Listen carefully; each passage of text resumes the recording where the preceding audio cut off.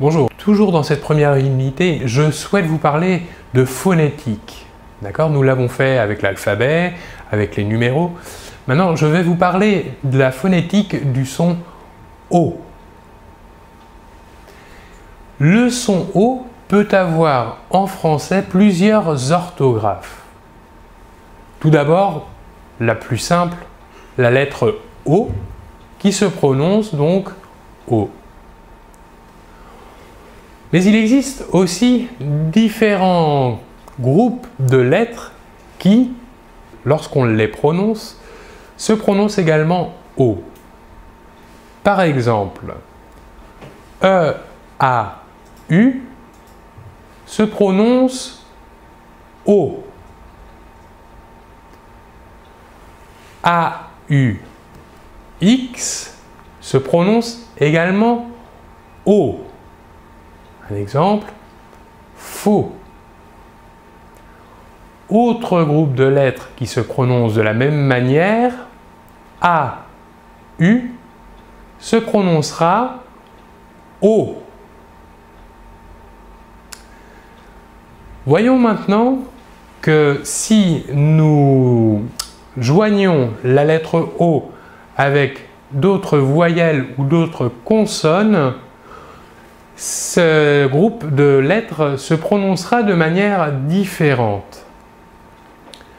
Par exemple, si l'on joint la lettre O à la lettre N, nous obtiendrons le son ON.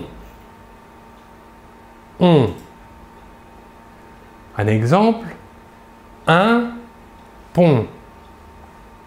Que remarquons-nous? Ce phonème est un nasal, c'est-à-dire que si vous positionnez votre doigt sous le nez, vous devez sentir passer de l'air. On. Alors que pour le O, qui n'est pas nasal, vous ne sentirez pas d'air passer sur votre doigt. O. L'air sortira entièrement par la bouche. Alors que pour le ON, l'air sortira par le nez. Autre exemple, lorsque la lettre O est jointe à la voyelle U, nous obtiendrons le son OU. OU. Un exemple, le journal. Troisième exemple, si l'on rassemble la lettre O et la lettre I, l'ensemble OI se prononcera OUA. OUA. Nous avons vu ce son dans les pronoms toniques de la première personne du singulier et de la deuxième personne du singulier. Par exemple, toi, moi. Enfin, si l'on joint le O aux lettres IN, nous obtiendrons le son moins. Moins. Ici aussi, le son est nasal. Moins. Nous sentons l'air passer sur notre doigt si l'on positionne le doigt sous le nez.